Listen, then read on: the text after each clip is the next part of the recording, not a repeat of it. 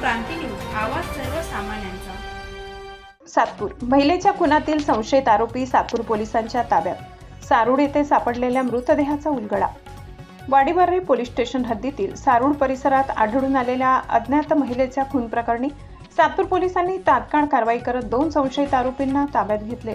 या घटनेमुळे परिसरात खळबळ उडाली। दिनांक 20 फेब्रुवारी रोजी सारूड येथील निर्जन स्थळी एका अज्ञात महिलेचा मृतदेह आढळून आला होता। मृतदेहाची अवस्था अत्यंत विद्रूप होती। या प्रकरणी वाडीबार्रे पोलीस स्टेशन येथे गुन्हा नोंद करण्यात आला। महिलेची ओळख पटविण्यासाठी आणि आरोपींचा शोध घेण्यासाठी पोलिसांनी सोशल मीडियाच्या माध्यमातून आवाहन केले। घटनेचे गांभीर्य लक्षात घेऊन संदीप कर्णिक यांनी तात्काळ तपासाचे आदेश दिले।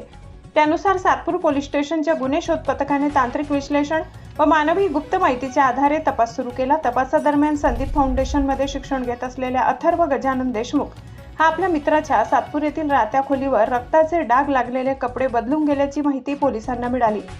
त्यानंतर गुन्हे शोध पथकाने सापळा रचून अथर्व देशमुख याला द्वारका सर्कल येथून ताब्यात घेतले। तो 2 वेगवेगळ्या कार बुक करून संभाजीनगरकडे पळून जाण्याच्या प्रयत्नात असल्याचे निष्पन्न झाले।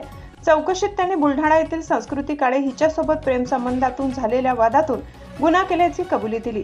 त्याने मित्र सुमित देवानंद सानप याच्या मदतीने मृतदेह नाशिक येथे आणून विल्हेवाट लावल्याचेही समोर आले। त्यानंतर सुमित सानप यालाही ताब्यात घेऊन पुढील कारवाईसाठी वाडीबार्रे पोलीस स्टेशनच्या स्वाधीन करण्यात आले। ही कारवाई पोलीस आयुक्त संदीप कर्णिक, पोलीस उपायुक्त किशोर काळे, सहाय्यक पोलीस आयुक्त सचिन बारी यांचे मार्गदर्शनाखाली वरिष्ठ पोलीस निरीक्षक प्रकाश ऐरे, सहाय्यक पोलीस निरीक्षक ज्ञानेश्वर भडांगे, गुन्हे शोध पथकातील अधिकाऱ्यांनी केली आहे। प्रकरणाचा पुढील तपास वाडीबार्रे पोलीस स्टेशन पोलीस निरीक्षक मथुरे करीत आहेत। महाराष्ट्र क्रांती न्यूजसाठी वृत्त संकलन विभाग, सातपूर। अशाच नवनवीन बातम्या पाहण्यासाठी आमच्या महाराष्ट्र क्रांती न्यूज या YouTube चॅनलला लाईक करा, सबस्क्राईब करा आणि बेल आयकॉनला प्रेस करा।